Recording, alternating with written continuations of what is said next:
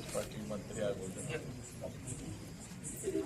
ಹೋರಾಟ ಮಾಡಿದ್ರಿ, ಪಾದಯಾತ್ರೆ ಮಾಡಿದ್ರಿ, ಊರ ಸೇವೆ ಮಾಡಿದ್ರಿ, ಎಲ್ಲ ಮಾಡಿದ್ರಿ. ಆದರೆ ಇವತ್ತು ನನಗನ್ನಿಸ್ತೈತಿ, ಆ ಮಂತ್ರಿ ಆಗಿದ್ರೆ ಒಂದ ಕ್ಷೇತ್ರಕ್ಕೆ ಒಂದ ಇಲಾಖೆಗೆ ಇರ್ತಿದ್ದೆ. ಇವತ್ತು ಸಂಪೂರ್ಣ ಒಟ್ಟು ಇಲಾಖೆಗೆ ಅವರು ಮುಖ್ಯಮಂತ್ರಿ ಹಿಡ್ಕೊಂಡು ಹೊಸರು ನನ್ನ ಹತ್ರ ಬರ್ಬೇಕು ಅಂತ ಒಂದು ಶಕ್ತಿಯನ್ನ, ಆಶೀರ್ವಾದವನ್ನ ನೀವೆಲ್ಲ ಕೊಟ್ಟಂತ ನಿಮ್ಮ ಹೋರಾಟದ ಮುಖಾಂತರ. ಅದಕ್ಕೆ ಮತ್ತು ಇನ್ನೊಂದು ವಿಚಾರದಲ್ಲಿ ನಾವು ಏನಪ್ಪ ಪೀಠಾಧ್ಯಕ್ಷರಾದರೂ ಇನ್ಮೇಲೆ ಅಭಿವೃದ್ಧಿ ಕೆಲಸ ಆಗಂಗಿಲ್ಲ ಅಂತ ತಿಳ್ಕೊಬೇಡ್ರಿ.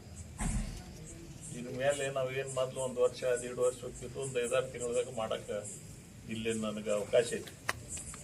ಅದಕ್ಕೆ ಆ ರೀತಿಯಾಗಿ ಇವತ್ತು ಮತ್ತು ಸ್ವಲ್ಪ ಭಾಳ ನಮ್ಮ ಜವಾಬ್ದಾರಿನೂ ಭಾಳ ಇದೆ. ಭಾಳ ಗೌರವಯುತವಾಗಿ ಗೌರವದ ಪೀಠ ಇದ್ದಾಗ ನಾನು ಗೌರವಯುತವಾಗಿ ನಡ್ಕೊಂಡೋದು ಭಾಳ ನನ್ನ ಜವಾಬ್ದಾರಿ ಕೂಡ ಇತ್ತು. ಅಂತ ಎಲ್ಲ ನಡೆಗೆ ಪೂಜ್ಯರ ಒಂದು ಗಟ್ಟಿಯಾದ ಶ್ರೀರಕ್ಷೆ ಆಶೀರ್ವಾದ, ನಿಮ್ಮೆಲ್ಲರ ಆಶೀರ್ವಾದ ಬೇಕನ್ನು ಮಾತನ್ನು ಇಟ್ಕೊಂಡು ನಾನು ಇಲ್ಲಿ ಬಂದೀನಿ. ಭಾಳ ವಿಶ್ವಾಸ, ಭಾಳ ಪ್ರೀತಿ ಅನ್ನಿಸ್ತಾನೆ. ಯಾಕಂದ್ರೆ ಬೆಳಗ್ಲಿಂದ ಅವ್ರಿಗೆ ಎಲ್ಲೆಲ್ಲಿ ಮೆಸೇಜ್ ಹೆಂಗೆ ಹೋಗ್ತಿತ್ತು ಎಲ್ಲ ಊರಾಗ. ಇಷ್ಟೋ ಈಗ 10 ಗಂಟೆ ಆದರೂ ಇನ್ನು ಈಗ 2-3 ಕಡೆ ಇನ್ನ ಜನ ನಮ್ಮ ಅಭಿಮಾನಿಗಳು ಎಲ್ಲರೂ ಇದ್ದರು. ಅವ್ರಿಗೆಲ್ಲ ಭೇಟಿಯಾಗಿ ಗೌರವಲ್ಲಿ ತಡ ಅನ್ನೋ ವಿಚಾರ ಕೂಡ ಈಗ ಗೌರ್ಮೆಂಟ್ ಅವರು ಪ್ರಸ್ತಾಪ ಮಾಡಿದ್ದಾರೆ.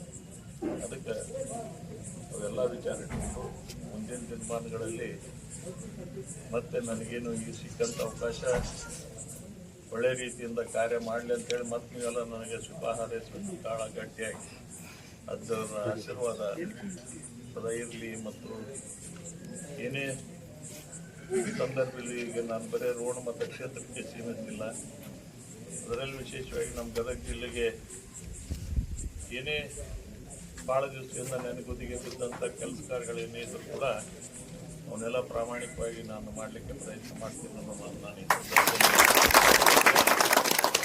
ಆಶೀರ್ವಾದ, ಪೂಜ್ಯರ ಆಶೀರ್ವಾದ ಸದಾ ನಮ್ಮ ಮೇಲೆ, ನಮ್ಮ